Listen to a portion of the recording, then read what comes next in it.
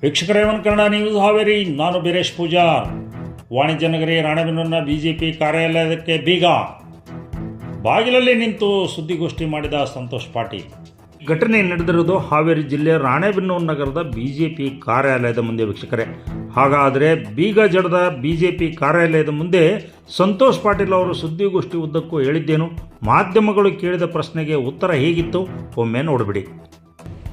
ನಮಗೆ ರೈತರದ ಆದ್ಯತೆ ಮುಖ್ಯ ಇದೆ. ಕೆಲವೊಂದಿಷ್ಟು ಜನಕ್ಕೆ ಬೇರೆ ಬೇರೆ ಹೋರಾಟಗಳು ಮುಖ್ಯ ಇರ್ತದೆ. ಅವ್ರಿಗೆ ಯಾರು ಎದಕ್ಕೆ ಹೆಚ್ಚು ಆದ್ಯತೆಗಳನ್ನು ಕೊಡ್ತಾರೆ ಆ ದಶೆಯಲ್ಲಿ ಹೋರಾಟ ಮಾಡ್ತಾರೆ.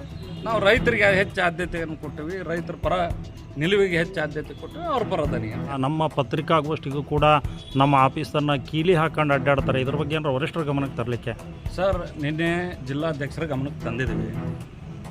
ಗೌರವಾನ್ವಿತ ಜಿಲ್ಲಾಧ್ಯಕ್ಷರ ಗಮನಕ್ಕೆ ತಂದು ಹೇಳಿದ್ದೀವಿ, ಹಿಂಗೆ ಪರಿಹಾರ ಕೊಡ್ತೇವೆ ಅಂದಿದ್ರು ಜಿಲ್ಲಾಧಿಕಾರಿಗಳು. ಪರಿಹಾರ ಕೊಟ್ಟಿಲ್ಲ. ಅವ್ರು ಪರಿಹಾರ ಕೊಡಲಾರ್ದಂಥ ಸಂದರ್ಭದಲ್ಲಿ ಅನಿವಾರ್ಯ ನಾವು ವಿರೋಧ ಪಕ್ಷದಲ್ಲಿ ಪ್ರತಿಭಟಿಸಬೇಕು ಅಂತ ನಾನು ಅವ್ರ ಗಮನಕ್ಕೆ ತಂದಿದ್ದೀನಿ. ಅವರು ನಿಮ್ಮ ಉದ್ದೇಶ ಏನು ಸ್ವಾರ್ಥನೂ ಕೂಡಿಲ್ಲ, ಏನಿಲ್ಲ, ರೈತರ ಪರ ಕೂಡಿದೆ, ನೀವು ಮಾಡ್ಬೋದು ಅಂತ ಹೇಳಿದ್ದಾರೆ. ನಾವು ಈಗ ನಮ್ಮ ಅಧ್ಯಕ್ಷರು, ನಗರ ಮಂಡಲದ ಅಧ್ಯಕ್ಷರು ಪಾಪ ಇಲ್ಲೇ ಇದ್ದಾರೆ. ಅವ್ರ ಹತ್ರನೂ ಮೋಸ್ಟ್ಲಿ ಕೀಲಿ ಮಿಸ್ಸಿಂಗ್ ಇರ್ಬೋದು.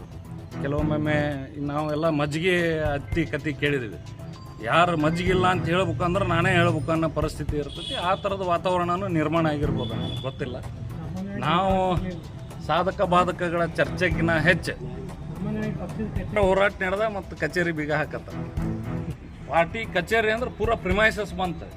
ಮೋಸ್ಟ್ಲಿ ಬಾಲ್ಕನಿ ಟಿಕೆಟ್ ಸಿಕ್ಕಿಲ್ಲ ಅಷ್ಟೇ.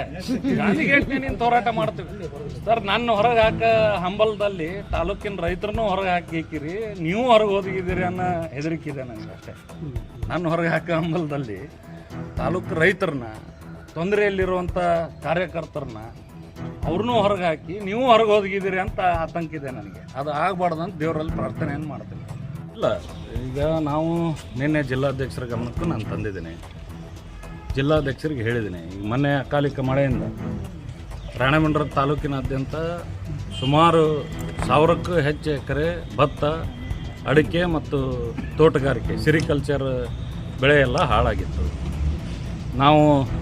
ನೀವು 8 ದಿನದೊಳಗೆ ಪರಿಹಾರ ಕೊಡಲಿಲ್ಲ ಅಂದರೆ ನಾವು ಸರ್ಕಾರದ ಪುಣ್ಯಾರಾಧನೆ ಮಾಡ್ತೇವೆ, ತಿಥಿ ಮಾಡ್ತೇವೆ. ಯಾಕಂದ್ರೆ ಕಷ್ಟ ಸುಖ ಕೇಳಲಾರ್ದ್ರೆ ಸತ್ತಿರ್ತಾರೆ ಅಂತ ತಿಳ್ಕೊಂತೇವೆ ಅಂತ ಹೇಳಿ ನಾವು ಪುಣ್ಯಾರಾಧನೆ ಮಾಡ್ತೇವೆ ಸರ್ಕಾರದ್ದು ಅಂತ ನಾವೆಲ್ಲ ಅನೌನ್ಸ್ ಮಾಡಿದ್ವಿ. ಆ ದಶೆಯಲ್ಲಿ ಶಾಸಕರು ಮತ್ತು ಜಿಲ್ಲಾಧಿಕಾರಿಗಳು ಮತ್ತು ಎಲ್ಲ ಇಲಾಖೆಯ ಮುಖ್ಯಸ್ಥರು ಎಲ್ಲ ಕಡೆ ತಾಲೂಕಿನಾದ್ಯಂತ ಹೋಗಿ ಸರ್ವೆ ಮಾಡಿ ನಾವು 30-31ನೇ ತಾರೀಕು ಒಳಗಾಗಿ ಪರಿಹಾರ ಕೊಡ್ತೇವೆ ಎಂದಿದ್ರು. ಆ ಪರಿಹಾರ ಪಡೆಯುವ ದಶೆಯಲ್ಲಿ ಈಗ ತಲೆ 7ನೇ ತಾರೀಕು ತಾಲೂಕಿನಾದ್ಯಂತ ಒಬ್ಬ ರೈತರಿಗೂ ₹1 ಹಣ ಇವತ್ತಿಗೆ ಸಂದಾಯ ಆಗಿಲ್ಲ. ಸರ್ಕಾರಕ್ಕೆ ಎಚ್ಚರಗೊಳಿಸ್ಬೇಕಲ್ಲ. ಅವ್ರು ಮೋಸ್ಟ್ಲಿ ಮುಖ್ಯಮಂತ್ರಿಗಳ ಆಯ್ಕೆಯ ಗೊಂದಲದಲ್ಲಿದ್ದರು, ಯಾವ ಗೊಂದಲದಲ್ಲಿದ್ದರೂ ನಮಗೆ ಐಡಿಯಾ ಇಲ್ಲ. ರೈತರು ಬದುಕೋದು ಹೆಂಗೆ, ರೈತರ ಜೀವನ ಹೆಂಗೆ? ನೀವು 30ನೇ ತಾರೀಕು ಒಳಗಾಗಿ ಜಿಲ್ಲಾಧಿಕಾರಿಗಳೇ ಖುದ್ದು ಪರಿಹಾರ ಕೊಡ್ತೇವೆ ಅಂತ ಹೇಳಿದ್ರು. ಡಿಸ್ಟ್ರಿಕ್ಟ್ ಡಿಸಾಸ್ಟರ್ ಮ್ಯಾನೇಜ್ಮೆಂಟ್ ಅಧ್ಯಕ್ಷರು ನೀವು ಮಾಡಬೇಕಲ್ಲ. ಪರಿಹಾರ ಎಷ್ಟು ಜನಕ್ಕೆ ಕೊಟ್ಟರು? ಅಥವಾ ಜಿಲ್ಲಾಧಿಕಾರಿಗಳ ಹೇಳಬೇಕು ಅಥವಾ ಶಾಸಕರೇ ಹೇಳಬೇಕು. ಅವಾಗ ಆಗ್ರಹ ಮಾಡಿದ್ವಿ, 1 ಎಕರೆ ಭತ್ತಕ್ಕೆ 40,000, ಅಡಿಕೆಗೆ 1 ಲಕ್ಷ, ಸಿರಿಕಲ್ಚರ್ಗೆ 80,000, ಈ ಥರ ಪರಿಹಾರ ನೀವು ಕೊಡ್ರಿ ಅಂತ ನಾವು ಕೇಳಿದ್ವಿ. ಮುಂದಿನ ದಿನಮಾನದ ಇದೇ ಸ್ಥಳದಲ್ಲಿನೇ ತಾಲೂಕಿನಾದ್ಯಂತ ಎಲ್ಲ ರೈತರನ್ನ ಕರೆಸಿ ನಮ್ಮ ಹೋರಾಟದ ರೂಪರೇಷೆ ಹೆಂಗಿರಬೇಕು, ನಮ್ಮ ಪರಿಹಾರ ಪಡೆಯೋಕೆ ನಾವೆಲ್ಲ ಹೋರಾಟಗಳನ್ನು ಯಾವ ಆ್ಯಂಗಲ್ನಲ್ಲಿ ಮಾಡ್ಬೇಕು ಅನ್ನೋದನ್ನು ನಾವೆಲ್ಲ ನಿರ್ಧಾರ ಮಾಡ್ತೇವೆ ಅನ್ನೋ ಮಾತನ್ನು ಈ ಸಂದರ್ಭದಲ್ಲಿ ಹೇಳ್ತೇನೆ. ಪ್ರೆಸ್ ಮೀಟಿಗೆ ಬಂದಿರಿ ಸರಾಗ. ಈಗ ಬೀಗ ನಿಮ್ಮ ಬಿಜೆಪಿ ಕಚೇರಿ ಬೀಗ ಹಾಕಿ ನೀವು ಸುದ್ದಿಗೋಷ್ಠಿ ಮಾಡೋದೇನು?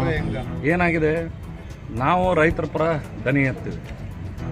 ರೈತರ ಪರ ದನಿ ಎತ್ತೋ ನಿಟ್ಟಿನಲ್ಲಿ, ರೈತರ ಹೋರಾಟ, ಅವ್ರ ಪರ ಹೋರಾಟ ಮಾಡೋ ನಿಟ್ಟಿನಲ್ಲಿ ಈ ಥರದ ಅಡೆತಡೆಗಳು ಇರವೆ. ಕೆಲವೊಂದಿಷ್ಟು ಮಂದಿಗೆ ರೈತರ ಪರ ಹೋರಾಟ ಮಾಡ್ಬೇಕಂತ ಇರ್ತೈತಿ, ಕೆಲವೊಂದಿಷ್ಟು ಮಂದಿಗೆ ರೈತರ ಪರ ಹೋರಾಟ ಮಾಡಬಾರ್ದು ಅಂತ ಇರ್ತೈತಿ. ಹೀಗೆ ಹೋರಾಟ ಮಾಡಬೇಕು ಅನ್ನೋರು, ಮಾಡಬೇಡ ಅನ್ನೋರ ನಡುವೆ ಇದು ವ್ಯತ್ಯಾಸಗಳು ಯಾವಾಗೂ ಇರ್ತೈತಿ. ಈಗ ನೀವು ಕಿಲಿ ಹಾಕಿದ ತಕ್ಷಣವೇ ರೈತರ ಪರ ನಾವು ದನಿ ಅಂತ ನಿಲ್ಲಲ್ಲ. ನಾವು ಮಾತು ಕೊಟ್ಟಿದ್ದೀವಿ 2023ರಲ್ಲಿ ಜನರ ಹತ್ರ ನಾವು ಹೋದಾಗ ನಿಮ್ಮ ಪರ ಧ್ವನಿಯಾಗಿ ಈ ಸಂತೋಷ್ ಪಾಟೀಲ್ ಯಾವತ್ತೂ ನಿಲ್ತಾನೆ ಅಂತ ಹೇಳಿ. ಇಡೀ ತಾಲೂಕಿನಾಗೆ ಯಾರ್ಯಾರು ರೈತ ವಿರೋಧಿ ಅದಿರಿ, ನೀವೆಲ್ಲರೂ ಸೇರಿ ನನ್ನ ದನಿ ಹತ್ತಿಕ್ಕೆ ಪ್ರಯತ್ನ ಮಾಡಿದ್ರು ಸಂತೋಷ್ ಪಾಟೀಲ್ ರೈತರ ಪರ ಮಾತಾಡ್ತಾನೆ. ರೈತರಿಗೆ ಪರಿಹಾರ ಕೊಡಿಸೋ ದಿಶೆಯಲ್ಲಿ ಹೋರಾಟಗಳನ್ನು ಮಾಡ್ತಾರೆ. ಅವರು ಅದನ್ನ ಕಿಲಿ ಹಾಕ್ಯಂದು ಹೋದ್ರೆ ಕಿಲಿ ಇಟ್ಕೊಂಡ್ರ ನಿರ್ಧಾರ ಮಾಡಬೇಕು. ಸಂತೋಷ್ ಪಾಟೀಲ್ ವೈಯಕ್ತಿಕವಾಗಿ ತನ್ನ ಅಪೇಕ್ಷೆಗೆ, ತನ್ನ ಅಭಿಪ್ರಾಯಕ್ಕೆ, ತನ್ನ ಸಲುವಾಗಿ ಈ ಪ್ರೆಸ್ ಮೀಟನ್ನು ಕರೆದಿಲ್ಲ. ಸಂತೋಷ್ ಪಾಟೀಲ್ ಈ ಪ್ರೆಸ್ ಮೀಟ್ ಕರೆದಿರೋದು ರೈತರ ಸಲುವಾಗಿ. ರಾಣೆಬೆನ್ನೂರು ತಾಲೂಕಿನ ರೈತ ಧ್ವನಿಯಾಗಿ ನಾವು ಭಾರತೀಯ ಜನತಾ ಪಾರ್ಟಿಯವರು ವಿರೋಧ ಪಕ್ಷದಲ್ಲಿದ್ದು ಜನರಿಗೆ ನೋವಾದಾಗ ನಾವು ಸ್ಪಂದನೆ ಮಾಡಲಿಲ್ಲ ಅಂದರೆ ಅರ್ಥ ಇಲ್ಲ. ಜನರಿಗೆ ಸ್ಪಂದನೆ ಮಾಡುವಂಥ ಕೆಲಸ ನಮ್ಮ ಮುಖಂಡರು, ನಾವು ಭಾರತೀಯ ಜನತಾ ಪಾರ್ಟಿ ಮುಖಂಡರು ಸೇರಿ ಮಾಡ್ತಾ ಇದ್ದೀವಿ. ಸಾಂದರ್ಭಿಕವಾಗಿ ಹಾಗೆ ಇದು ಹೋರಾಟದ ಹಾದಿಯಲ್ಲಿ ಸಂತೋಷ್ ಪಾಟೀಲ್ನ ತುಳಿಲಿ ನನಗೇನು ಅಭ್ಯಂತರ ಇಲ್ಲ. ತುಳಿಯೋದು, ಹೇಳೋದು, ಬೆಳೆಯೋದು ಇರೋದೇ.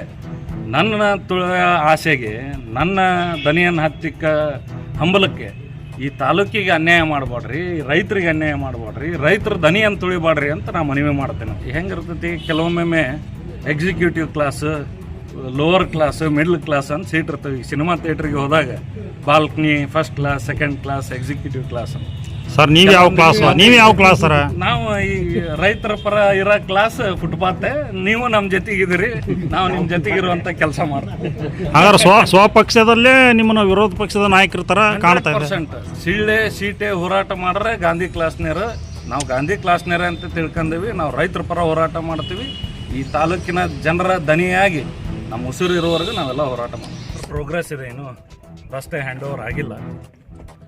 ರೈತರ ಅಪೇಕ್ಷೆ ಮತ್ತು ಜನರ ಅಪೇಕ್ಷೆ ಮೇಲೆ ಜನರಿಗೆ ಅಡ್ಡಾಡಕ್ಕೆ ಅಲ್ಲಿ ಮಾರ್ಗವನ್ನು ಮಾಡಿಕೊಟ್ಟಿದ್ರು. ಇನ್ನೂ ಅಪ್ರೋಚ್ ರೋಡ್ ಮುಗಿಬೇಕಿದೆ, ಅಂದರೆ ಬಿಫೋರ್ ರೇನಿ ಸೀಸನ್ ಮುಗಿಸ್ಬೇಕಿತ್ತು. ಮುಂಗಾರು ಪ್ರಾರಂಭ ಆಗಿದೆ. ಸಣ್ಣ ಪುಟ್ಟ ವ್ಯತ್ಯಾಸಗಳಿದ್ದಾವೆ. ನ್ಯಾಷನಲ್ ಹೈವೇ ಅಥಾರಿಟಿಗೆ ಮತ್ತು ಸಂಬಂಧಪಟ್ಟ ರೋಡ್ ನೇರಿಗೆ ಅವ್ರಿಗೆ ಮಾತಾಡಿ ವಾಟರ್ ಡ್ರೈನೇಜ್ ಸಿಸ್ಟಮ್ ಏನು ಹೋಗಬೇಕಾಗಿದೆ, ಅಂದರೆ ವಾಟರ್ ಡ್ರೈನೇಜ್ ಸಿಸ್ಟಮ್ ಇನ್ನೂ ಇನ್ಕಂಪ್ಲೀಟ್ ಇದೆ.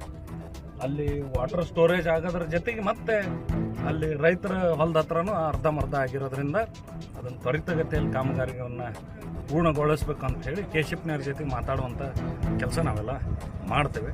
ನಮ್ಮ ಜನಕ್ಕೆ ನಾನು ವಿನಂತಿಯನ್ನು ಮಾಡ್ತೇನೆ.